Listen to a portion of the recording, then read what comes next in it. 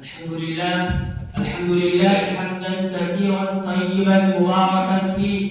أما بعد، رئيس الحفلة المبجل وحضرات الحكم وأساتذة الكرام وإخواني في الله، إني أريد أن أتحدث أمامكم حول الموضوع الإسلام في حاجة إلى رجال. كلام النبيين الهداة كلامنا، وأفعال أهل الجاهلية نفعل. أيها السادة الكرام، الإسلام من عند الله لا يقبل نقصا ولا تقصيرا، لأنه موجه إلى الفطرة الإنسانية السليمة، وخالق هذه الفطرة أمر بما يتناسب معها ويوافق على طبيعتها. ألا يعلم من خلق وهو اللطيف الخبير. إن المسلمين محجوب اليوم بأهله، لأن دعاته ورجاله وشعبه ليسوا ممثلين منهج الإسلام بتصرفاتهم وسلوكهم تمثيلا كاملا، وليسوا على المستوى المطلوب لحمل رسالته. ألا إن المسلمين الأوائل كانوا هم يمثلون الإسلام في معاملاتهم وأخلاقهم وسلوكهم، فدخل الناس في دين الله أفواجا. وملايين من المسلمين اليوم يدعون الناس إلى الإسلام فلا يستجيب لهم أحد. إن منابرهم مزخرفة، وإن ملابسهم مزينة، وإن وجوههم ناظرة، وإن أسباب حياتهم عالية، ولكنهم خروا في تمثيلهم للإسلام. وكان منبر الرسول صلى الله عليه وسلم مصنوعا من الخشب من 3 درجات، فنادى فلبت نداءه الدنيا. فلماذا هذا التغير الأبطال؟ أيها السادة، إن روح الإسلام لم تتغير، ولكن أهلهم الذين تغيروا. إن التناقض بين أقوالهم وأعمالهم لهو جل المصائب الكبرى، وقد أحدثنا وأجلبنا هذا التناقض البين والنفاق العملي إلى أن أصبح سكان العالم ينظرون إلينا نظرة الاستخفاف والاستهزاء ونظرة الحقد والكراهية. وصارت حالنا كما قال الشاعر: أن اتجهت إلى الإسلام في بلد تجده كالطير مقصوصا جناحه. أيها السادة، إن الدعوة إلى الإسلام الكامل تتطلب رجالا تنعكس فيهم روح الإسلام وتتمثل فيهم أخلاق الإسلام، وتتطلب منا رجال قد ابتعدوا المطامع الشخصية، وابتعدوا عن استغلال الدين لقضاء مآربهم الذاتية ولحصول مناصبهم. إنها تحتاج إلى رجال يعيشون للإسلام ولأجل الإسلام قولا وعملا، ويدعون الناس إليه صدقا وإخلاصا ومنهجا وتطبيقا.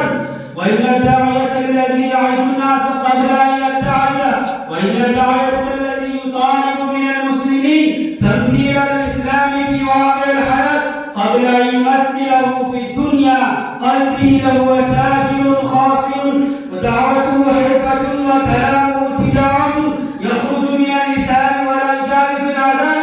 سأله عمر بن ذر أباه: ما لك يا ابني؟ إذا تكلمت عبيت الناس، فإذا تكلم غيره لم يبكهم. فقال: يا بني، ليست النائحة كالثكلى، إن الدعاة الذين يتكلمون ولا يفعلون فقد توعدهم الله بقوله: يا أيها الذين آمنوا لم تقولون ما لا تفعلون، كبر مقتا عند الله أن تقولوا ما لا تفعلون. فقال: أتأمرون الناس بالبر وتنسون أنفسكم وأنتم تتلون الكتاب، أفلا تعقلون؟ فقال رسول الله صلى الله عليه وسلم: رأيت ليلة أسري بي رجال تقرض شفاهم بمقاليد من النار. فقلت: من هؤلاء يا جبريل؟ قال: هؤلاء خطباء من أمتي يأمرون الناس بالبر وينسون أنفسهم. أيها الحضور الكرام، إن الإسلام لا يحتاج اليوم إلى وسائل مادية مزخرفة. إنه لا يحتاج اليوم إلى آراء آفاقية. إنه لا يحتاج اليوم إلى مظاهر خداعة خلابة. إنه لا يحتاج اليوم إلى تحقيقات بالغة إنه لا يحتاج اليوم إلى الطاقة المادية من القنابل والدبابات والصواريخ. إنه لا يحتاج اليوم إلى الحكومة الإسلامية. إنه لا يحتاج اليوم إلى مخططات عظيمة.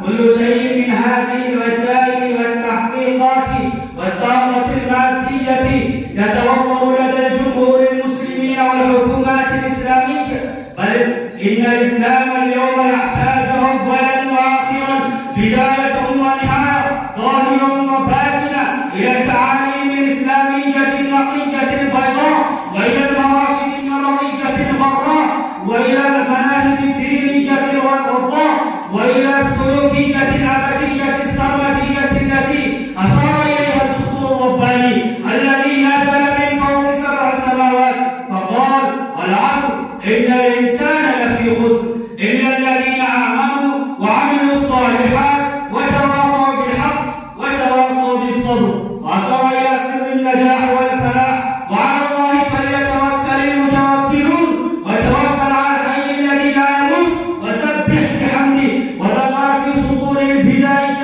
وصف المتقين فقال بأسلوب قليد مؤثر جذاب: أولئك على هدى من ربهم وأولئك هم المفلحون. وأحيانا يقول: والذين جاهدوا فينا لنهدينهم سبلنا. وتارة يشترك فيقول: ولا تهنوا ولا تحزنوا وأنتم الأعلون إن كنتم مؤمنين. إخواني، أسلك هذا المسلك القويم الحقيقي وفيه نجاحنا وفلاحنا